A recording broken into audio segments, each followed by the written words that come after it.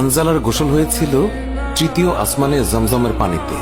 হযরত হানজালা রাদিয়াল্লাহু তাআলা আনহু তিনি সদ্য বিবাহ করেছেন।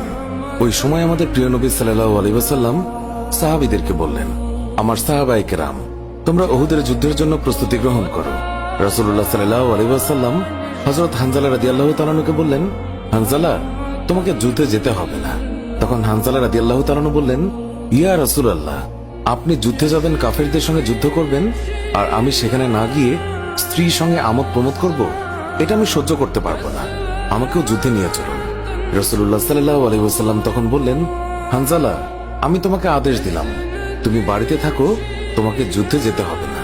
হানজালা তখন নবীর আদেশ শুনে কাঁদতে কাঁদতে বাড়ি চলে গেল। আমাদের প্রিয় নবী সাল্লাল্লাহু আলাইহি ওয়াসাল্লাম সাহাবীদেরকে নিয়ে যুদ্ধে চলে গেছেন। এদিকে সাহাবী হানজালা তার স্ত্রীর সঙ্গে রাত কাটানোর পর তার উপর গোসল ফরজ হয়ে গিয়েছে, তাই সে গোসল করতে গেছেন, পানি নিয়ে দাঁড়িয়েও গেছেন। এই সময় মদিনার গলি থেকে কেউ একজন চিৎকার করে বলছিলেন, মদিনার মুসলমানরা, তোমরা কার জন্য জীবিত থাকবে?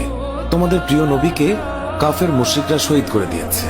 এই কথা যেই মাত্র হানজালার কানে পৌঁছালো, তখনই তিনি পানির বালতি ফেলে দিয়ে তার স্ত্রীর কাছে গেল এবং তার স্ত্রীকে বলল, হে আমার স্ত্রী, তাড়াতাড়ি আমার তলোয়ারটা দাও। যে কাপুরুষরা আমার নবীকে শহীদ করেছে, যে কাফেররা বিশ্বনবী হযরত মুহাম্মদ সাল্লাল্লাহু আলাইহি ওয়াসাল্লামকে হত্যা করেছে, আমি তাদেরকে ছাড়ব না। আজ হয় তারা মরবে, না হয় আমি মরব। যে দুনিয়ায় নবী নেই, সেই দুনিয়ায় আমি বাঁচতে চাই না। দাও, আমার তলোয়ারটা দাও। তখন হানজালার স্ত্রী বললেন, আপনি আমার নবীর হত্যাকারীকে হত্যা করতে যাচ্ছেন? যান, আমি বাধা দেব না, আমার বাধা দেওয়ার অধিকার নেই। তবে আপনি দয়া করে গোসল করে পবিত্র হয়ে যান, কেননা আপনার উপর গোসল ফরজ হয়ে গিয়েছে। এছাড়াও আপনি যদি উহুদের ময়দানে শহীদ হয়েও যান, আমি কোনো দুঃখ করব না। উত্তরে হানজালা বললেন, না, যদি আমি গোসল করতে যাই, তবে আমার নবীর হত্যাকারীরা কিছু সময়ের জন্য হলেও বেঁচে থাকবে, এটা আমি হতে দিতে পারি না। আমার যেই দুনিয়ায় আমার নবী বেঁচে নেই, ওই দুনিয়ার পানি দিয়ে আমি গোসল করতে পারি না। এই বলে তিনি তলোয়ার নিয়ে চলে গেলেন।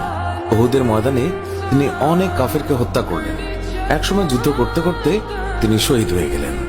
যুদ্ধ শেষ হয়ে গেলে আল্লাহ রাসূল সাহাবীদেরকে বললেন, হে আমার সাহাবীরা, তোমরা যাও, গিয়ে দেখো আমার যে সকল সাহাবায়ে কেরাম শহীদ হয়েছে তাদের লাশ সংগ্রহ করো এবং তাদেরকে গোসলবিহীন দাফনের ব্যবস্থা করো।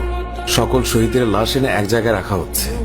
নবীজি গুনে দেখলেন ৬৮টি লাশ রয়েছে, ২টি লাশ নেই।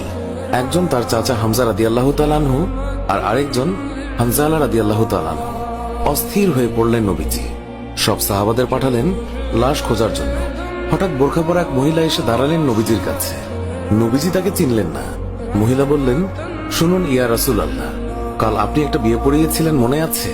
নবীজি বললেন, হ্যাঁ, আমি তো হানজালার বিয়ে পড়িয়েছি, যার বিয়ের খুশিতে আমি খুরমা খেজুর ছিটিয়েছিলাম। মহিলা বললেন, ইয়া রাসূলুল্লাহ, আমার হাতটা দেখেন, হাতের মেহেদি এখনো শুকায়নি। কাল বিকেলে বিয়ে হয়েছিল, আর রাতে উহুদের যুদ্ধের জন্য বের হয়ে যান হানজালা। ওনার উপর গোসল ফরজ হয়েছিল, কিন্তু উনি গোসল করে বের হতে পারেননি। যাওয়ার আগে শুধু বলে গেছেন, যদি বেঁচে থাকি তাহলে দেখা হবে দুনিয়ায়, আর যদি শহীদ হয়ে যাই তাহলে দেখা হবে জান্নাতে। নবীজি কাঁদছেন। মহিলা বললেন, ইয়া রাসূলুল্লাহ, শহীদের তো আপনি গোসল দেন না, আমার স্বামীকে আপনি একটু গোসল করিয়ে দেবেন? নবীজি সম্মতি প্রকাশ করার পর একজন সাহাবী দৌড়ে এসে বলল, ইয়া রাসূলুল্লাহ, হানজালাকে পাওয়া গেছে। সবাই গেলেন, গিয়ে দেখলেন সাদা কাফনের ভিতরে লাশের মাথায় পানি। নবীজি হানজালার মাথায় হাত দিলেন। জিবরাইল আলাইহিস সালাম আসলেন নবীর কাছে, এসে বললেন, ইয়া রাসূলুল্লাহ, হানজালার কোরবানিতে আল্লাহ পাক এতটাই খুশি হয়েছে যে আমার বাহিনীকে আদেশ করলেন তাকে নিয়ে আসতে। ইয়া রাসূলুল্লাহ, আমরা ফেরেশতারা তাকে তৃতীয় আসমানে নিয়ে জমজমের পানি দিয়ে গোসল করিয়েছি এবং তার শরীর থেকে যে সুগন্ধ পাচ্ছেন, এটা আল্লাহ পাকের বিশেষ খুশবু, মেশক আম্বর আতরের ঘ্রাণ। আমরাই ওনাকে কাফনের কাপড়ে আচ্ছাদিত করেছি। আল্লাহ তার প্রিয় মানুষকে কি পরিমাণ ভালোবাসেন, কি পরিমাণ সম্মানিত করেন, তা আমাদের পক্ষে কল্পনা করাও সম্ভব নয়। শহীদগণকে গোসলবিহীন দাফন করা হয় কারণ কিয়ামতের ওই কঠিন দিন যখন মহান আল্লাহ রাব্বুল আলামিন বিচারের জন্য বসে যাবেন, তখন এই সাহাবায়ে কেরাম আল্লাহর সামনে দাঁড়িয়ে যাবে। মহান আল্লাহ রাব্বুল আলামিন তাদেরকে জিজ্ঞাসা করবেন, বান্দারা, তোমাদের এই অবস্থা কেন? তারা তখন বলবে, রাব্বুল আলামিন, আপনি তো জানেন আমরা আপনার ওই সকল বান্দা যারা আপনার বিরুদ্ধে যে সকল কাফের মুশরিক কথা বলে তাদেরকে হত্যা করতে গিয়ে শহীদ হয়ে গিয়েছিলাম। আল্লাহ তাআলা বলবেন, ও আমার বান্দারা, তোমরা যারা আমার জন্য তোমাদের জীবনের মায়া ত্যাগ করেছিলে, তার জন্য আমি তোমাদেরকে আজ বিনা হিসাবে জান্নাত দান করলাম। সুবহানাল্লাহ। সুপ্রিয় দর্শক, এর সাথেই শেষ হচ্ছে এখনকার ভিডিওটি ভালো লাগলে লাইক দিন, আপনার প্রিয়জনদের মাঝে শেয়ার করুন। এখনকার মতো বিদায় নিচ্ছি, দেখা হবে নতুন কোনো ভিডিওতে। এতক্ষণ ধরে ভিডিওটি দেখার জন্য অনেক অনেক ধন্যবাদ।